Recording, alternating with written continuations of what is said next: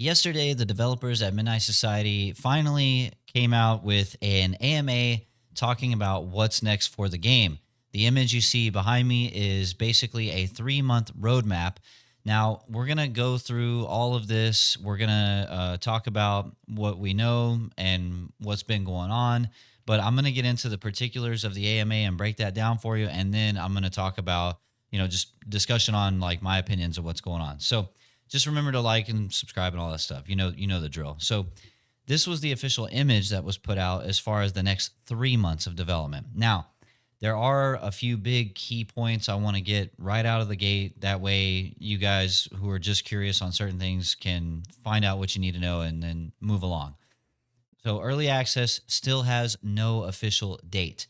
They're working on it, they're working towards it as they get through trying to develop the game with half the staff that they used to have. So, no dates officially on early access. Um, what was the other big ticket? There were questions about, is the studio shutting down? Like, is studio head Robert Bowling leaving? Like, no, that's been confirmed by Rob in DMs. So no need to worry about that if you were. The studio is moving ahead. They are still working on the game, and no one's leaving. There's no more departures right now or anything like that. So that's all still going ahead as normal. So we'll go through this, and I'll use. There was a thread on. So the Variant Intel account, for those who are just curious, I actually run this account. It's really just there to talk about just data, like news updates for the game in the studio, and that's it. It's not like opinion based or anything like that. It's just information. I do want to give a shout out to Spaceman and Caramel, community members, for helping provide me some bullet points so I could write this thread. That way we could bring it to all you guys. So shout out to those community members. I know there was other community members that were recording the AMAs also. I just wasn't able to get anything. And from those community members, it was really just Caramel and Spaceman. So again, shout out to those guys for hooking me up with some bullet points and stuff to write this thread. So I'll go through it because this one is, they did a good job with the bullet points, breaking down what was said and everything else. And, some of it seems kind of all over the place, but we're just kind of going how it went with the AMA. It was more open format. Quinn likes to do that, and it was really great. So here we go. So everything here is based on the image. The text is small, and I have it here. It just says Atrium District Art Complete, Slums District Small Map Design Complete, Claw Adrenaline Feature Complete, Tutorial Experience, Cleaner and Enforcer Behavior Updates, Rat Guilds, Additional Progression Features, Rat Skill, Career, etc., Performance Updates, and Map Objectives. So let's just go through these Q&As and what was said. So the Slums District map. Oh, well, I skipped one. Hold on. It says Atrium District map art complete with only 2 available environment artists. The goal is the end of February for completing that. Now, for the founders that have been playing, the Atrium map is the one we've been playing in the founders test, and it does look really good. It obviously wasn't completely finished, but they're aiming to have that finished by the end of February. So moving along. The Slums District map is a smaller one, and they're hoping to have that finished by the end of March. The Claw Adrenaline feature is like the way they envision that being part of the game. They hope to have that feature complete. So all I really know and understand with that is if you're a Claw class, you can pick up a consumable that's like an adrenaline spray that when you take it, it gives you a speed boost, and you're a little bit tankier on the damage. You know what I mean? It's kind of like you can absorb a little bit more damage. That's what it was previously. How they changed that, it could change or be tweaked. So stay tuned for that. Tutorial experience, easy for onboarding new players. Quinn was talking about how they realized that making a game, you have to have a tutorial experience if you want to, onboard players. If players jump in and there's just all these things to do and they have no idea where they're going, it's just going to make people leave. This is pretty common knowledge in the industry. Like anyone that plays a game, like most games that have complexity to them will offer some kind of tutorial to, get you where you need to be, even if it only takes a couple of minutes. So they're working on that. As far as using the hideout as part of that experience, they're not saying that it's necessarily a hideout that we've seen before, but it will incorporate a hideout of sorts. So there's that. Cleaner enforcer behavior, more compelling AI for the E and the PvE VP. So this is kind of self-explanatory. Basically, they're saying they want the AI to be more interesting work, more more compelling for the environment and the gameplay style that they're trying to create.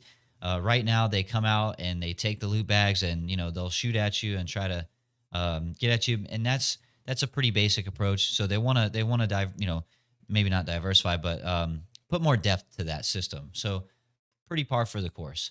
Rat guilds, more so in Deadrop, there's two classes that you can play as. There's the claws, which are like your human combatants, and then there's the rats, which are robotic entities. And they do work differently, and they have different perks to being one or the other. The closest thing I could say what a rat is kind of like if you're doing scav runs. You go in as a rat to get dust, and which is the in-game currency, and that's kind of it. So all the loot you extract with converts to dust automatically. But the rats also have something that the claws do not, which is loadouts. So there's predetermined loadouts. So what this is saying for the rat guilds is more upgrade paths for the rat loadouts and different affiliations. So they kind of want to make it to where you have, different, not almost classes or like, well, it said it affiliations. That's kind of maybe the best way to put it. So, maybe, Group A and Group B have different affiliations. So they can kind of have like a guild going on with different, gear and loadout stuff. And so they want to flesh that out and give it a little bit more clear progression. And that's what the next thing says is progression, career progression, rat progression within the next few months. So over the next few months, they want to flesh out the progression chains that they have for the claw and rat factions specifically. Performance updates. So they were talking about how that with Unreal Engine 5 just had a new update, and every time a new update for Unreal comes out, it just creates a whole slew of bugs. So they've also been working on that, and they're hoping to iron those out within the next few months. Let's see. Quinn, the creative director who was leading the AMA alongside community manager Moon, said that he wants to host AMA roundtables with the community every 2 weeks starting now. No more long periods of silence. So this was probably one of the highlight sections for me personally. Myself included with many others over this past year have been extremely critical of the shift in leadership to community communication. Basically, after Snapshot 7 in October of 23, they pivoted in development style from a more open to a more closed style. And that didn't really sit well with a lot of the community, myself included. And as the months and months went by, and we just had very little information drops here and there, very tiny stuff. We went from having a scenario where community was popping and everything was exciting and the communication was just bam, bam, bam, and then it just cold turkey. And, so there was quite a bit of whiplash and then, resentment over time as a lot of players felt like this isn't the community idea I was sold on and, what gives. So I in the AMA, I came out swinging with a question basically addressing that directly. But my question came right after Quinn made this announcement. So I think it kind of took him off guard a little bit, but it wasn't so much directed to say like, hey, what the crap? I just want to crap on everything and this sucks. And it was more like my question to him is with the 2 weeks, which is amazing, every 2 weeks, that's more than I would have expected to have.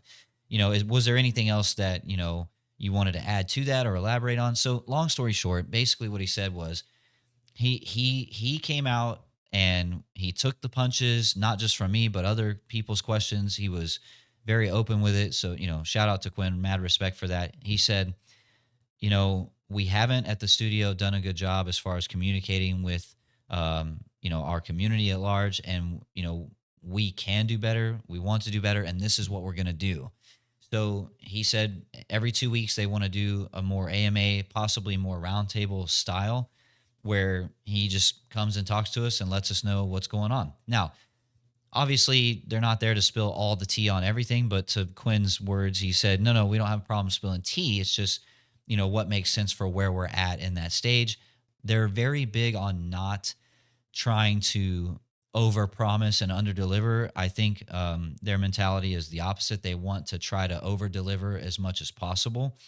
So again, thank you to Quinn for taking those hard questions and being a champ about it. And I'm glad to hear what's going on with that. Like that was the biggest thing I think that would help alleviate a lot of people's criticisms is, if you as the leadership just communicate more, I think it goes a very, very, very, very long way. So this again, 2 week intervals is something that I didn't even expect. I would have been happy with like maybe once a month or something, right? Like so every 2 weeks I'll take it. That's great. Let's do that. Let's see how that goes.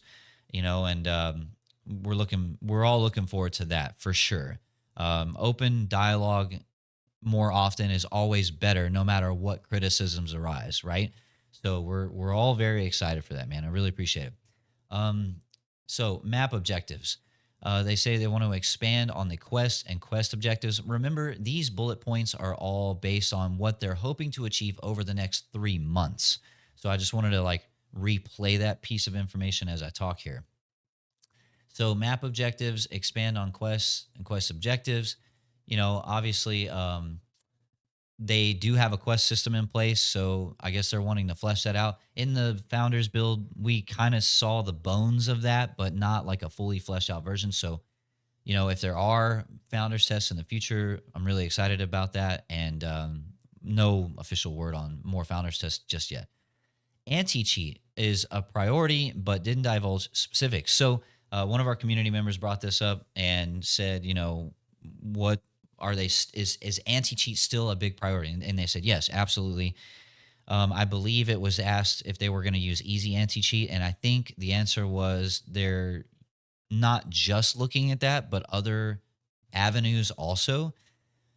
Midnight Society from the beginning has been very clear that anti-cheat is very important to them. It's of the utmost importance, but they don't want to divulge how they intend to accomplish that in order to preserve it, right? Like, in other words, if they give out all their secret sauce on how they're combating that, it can actually be detrimental to their efforts. So they don't want to compromise that.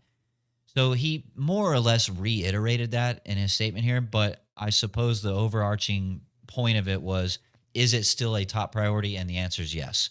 So that's good. Really, and this is going to be a game where you're getting loot out of the world, and some of that's going to be NFT. So, that's going to be really, really top priority. Let's see. UGC for the time being is being deprioritized as they develop the core experience of Deadrop. However, UGC is still very important and will continue. That is the summation of what was talked about. So they do very much want to prop up UGC. It's something that they can see that even in a non-fully developed state can go a long way with content creation.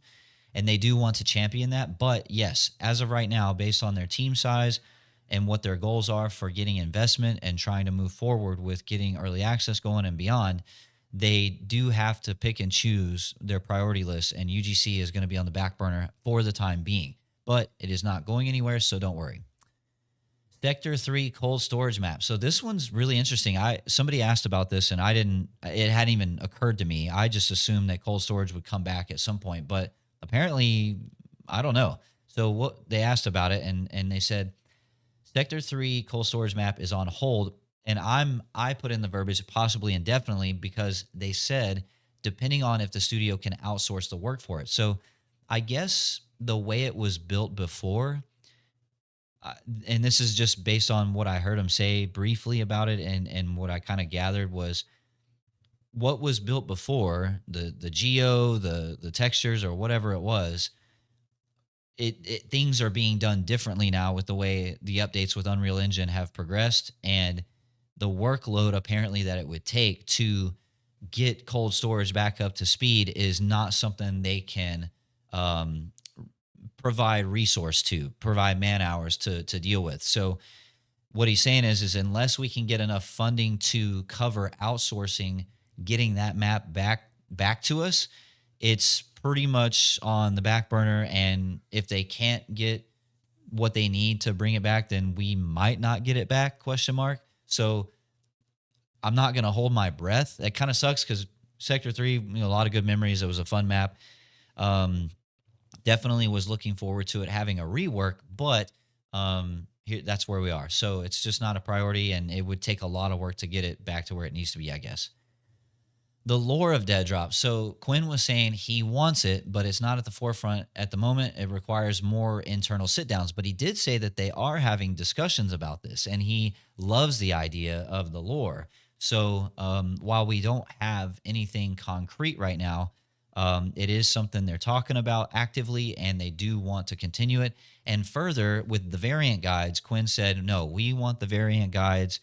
We need to make a concerted effort to get those back. And he said he's going to have some conversations internally about that to see what they can do with it. So lore is important. Lore, they want to happen. They're talking about it. They're talking about getting the variant guide to keep that going too. So for all the lore nerds out there, myself included, like that's a thumbs up, like really excited about that. The lore of Deadrop, again, like the game, has a lot of good bones. Like the idea is there, and it's got a great concept, right? Great concept. So really excited to hear that. This says the tutorial will use a hideout of sorts. We covered that earlier. The variant guide, not gone, but not a priority, but being planned out. Talked about that. Investment. This is a big one. So the studio has been, according to Quinn, the studio is early as recent as these past few weeks, and even probably prior to that, they're saying that they've been, pardon me, hosting investor playtests, that they're very optimistic with those proceedings. They're getting great feedback and are at different stages with different investors. So that's good. So kind of dialing back to something Robert Bowling, the studio head, said months ago, after all the controversy, which we all know what that is. Rob was saying his main goal was to seek out more funding because they lost a lot of funding, and that's what led to the layoffs. So his goal was to seek out funding and investment opportunities, and that was his biggest priority, and that if they got into the position to re-offer employment to those that lost their positions, they want to do that. Now, obviously, a lot of those people will have moved on and gotten other jobs, or maybe they won't come back. That wasn't the point of the statement so much as to say that like they are trying to get back to where they were with their manpower. So according to Quinn yesterday with this AMA, it sounds like that's going very well. The investment groups are liking what they're seeing, and they're at different stages. So that's all positive. Really quickly, and I think I forgot to put it in this thread, console. The topic of console came up, and they said that console is very important. The game is running on a PlayStation 5. It is running on an Xbox, but in terms of like funding, they've had to push it back. Development is costly. They're developing it for PC, and that's where the main focus is. They're not letting go of the priority of console. It's really just they need the funding to, get that going. And I don't know if it's officially on pause. I don't know exactly where they are in terms of that, but the way he was saying it was like, it might come later based on when they get investment and all that kind of stuff. So console, it's gonna happen. It is gonna happen. It might take a little longer. I guess we'll see. Let's see. Game rating. So Quinn said they are pushing really hard to get a T rating for the game because that just helps you get to a broader audience. Like obviously, if you go for an M rating, you kind of pigeonhole yourself in think business standpoint. Think trying to sell a product to mass audience, right? So they need as many players as possible for their game, as any game would. Of course, anybody trying to make a game wants to get as most many people.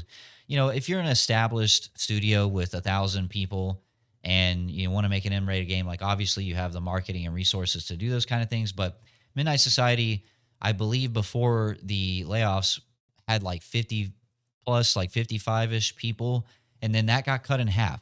So like they're not in the position to like play around with really pushing an M rating, right? If that makes sense. So really pushing hard for a T rating, and I think that's fine. I think me personally, as a player that loves Deadrop, that's cool with me, man. The gameplay loop is still going to be cool regardless of if there's extra blood or whatever else. You know what I mean? So anyway, Web3, another really big one. Web3 is, look, a lot of people got in initially because the NFTs and that side of it, right? Basically, Quinn was saying that the game is going to focus more on the Web 2 functionality, ease of use, trying to reach as many players as possible. However, they are going to have, he did confirm that they are going to have cosmetics that will be on chain. Those were his words exactly. He did say they are going to have cosmetics that are on chain. That means there will be other cosmetics in the game that are NFTs that are not the variant, Founders Pass NFTs. Now, that right there is where the information stopped. There's no official word on if they're doing a coin, a token generation event. They didn't say what chain it's going to be on. I could assume Polygon because of that's where the variant NFTs are on, is on the Polygon chain.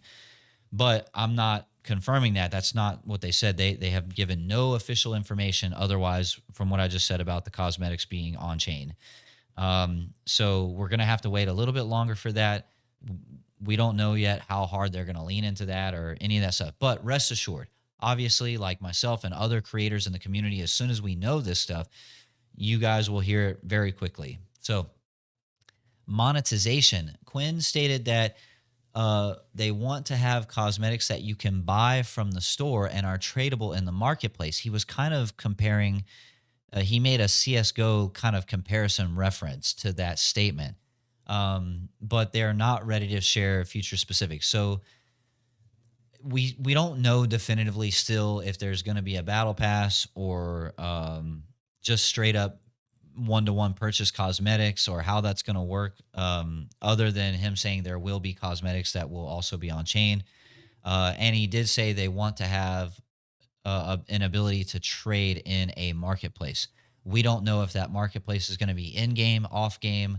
Not really sure, So again, as soon as we find out more on that, I will definitely try to let you guys know. The next playtest, there's no official dates yet as they work towards the early access build and work with their investors, but stay tuned. Possibly more info on some more founders testing soon. So Quinn and the studio know that the founders test that we were playing before the holidays were a ton of fun. We had something to play for the first time in like a year that was new, and they know that we want more of that, and so they're working toward, they're having discussions about it. I know one of the biggest things the community's been asking for is 24-hour servers. Like that would just be a big, to Quinn and the staff. I know it's been made clear a bunch already, but I want to say it here too so people in the comments can come in and put their 2 cents in. If y'all can find a way to take a founders build slice and turn it to where it's like a 24-hour, anyone can jump in and play together, even if it's a buggy mess or different performance stuff, like that would be great. I in terms of community building, like getting us kind of back in the swing of like maybe organizing Friday Night Deadrop again, right? Like that was probably one of the best things for community engagement. So if we can get that back, I know myself and a lot of the other community would probably love that. So moving on, early access launch to be determined. So again, like I said in the beginning of the video, they don't have hard dates yet. They're trying really hard not to pigeonhole themselves too much based on their workload and working with investors and things like that. There's a lot going on. There's a very, very small team that's working on this game now, but they're working really hard on it. And this is one thing I can say. like I want to reiterate something for people that are watching this, and if you've stuck around this long, I'm a community member. I'm an NFT holder. I was one of the first in the however many that got selected, so I only paid $50 for mine. But I am not an employee of Midnight Society. I'm not a mod in their Discord. I don't work for them. I'm not paid by them in any way, shape, or form. Opinions are always my own, like, period, the end.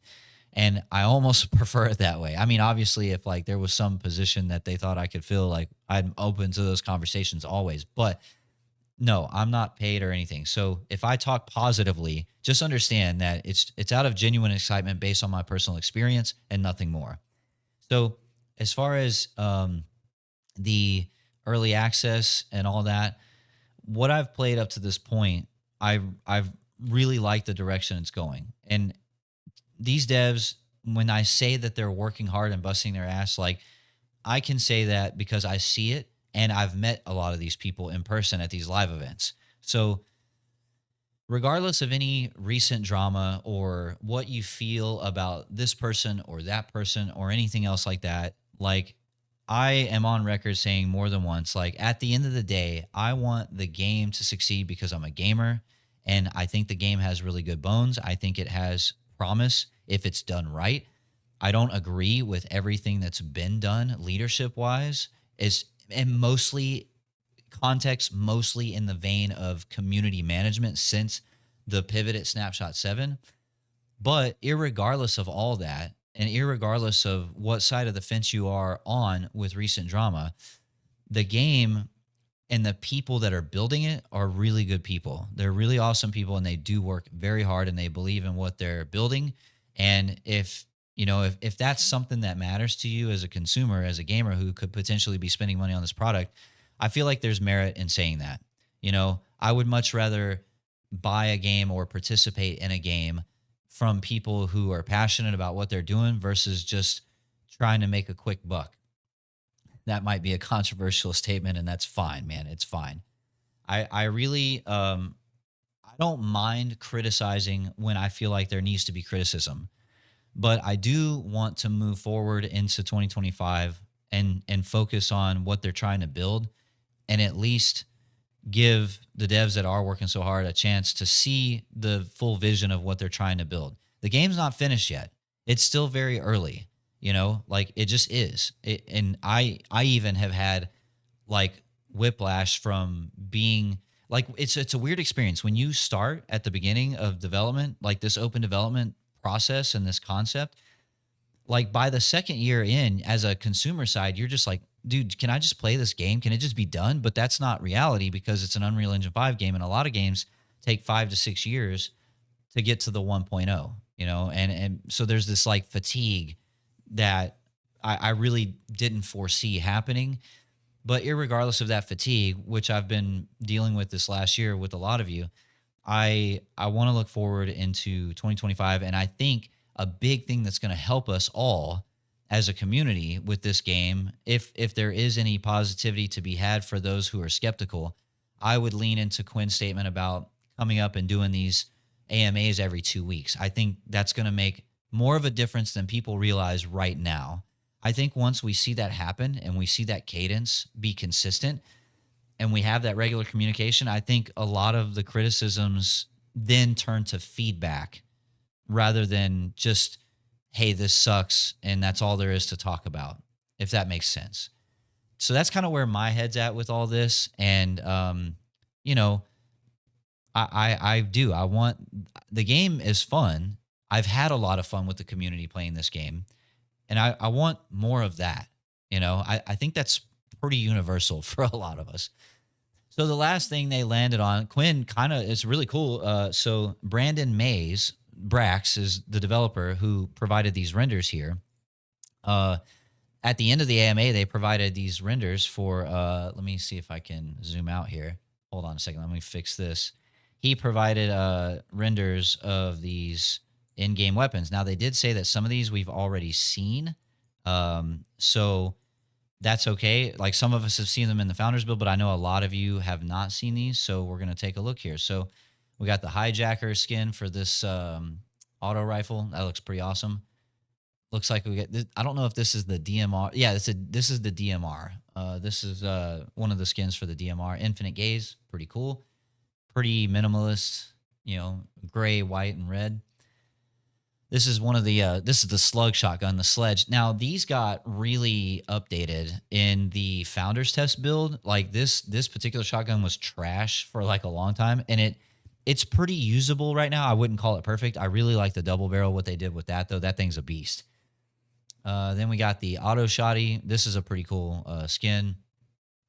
I don't know how I don't know how finished these renders are. By the way, this was just what was put up at the end of the AMA, and I just wanted to make sure we're sharing those with you guys. So then there was a few more here. So auto pistol, Kumo blaster, again pretty minimalist design. Now this one I like a lot. This one is a silenced semi-auto. This is the semi-auto pistol with the black tiger and the silencer, which is pretty sick. Suppressor, excuse me, suppressor. And then we have a suppressed kind of MP5 model, the submachine gun in the game. Whispering Shade, same thing. It's got this like black tiger aesthetic. This is pretty clean. This is probably one of my favorite ones, honestly.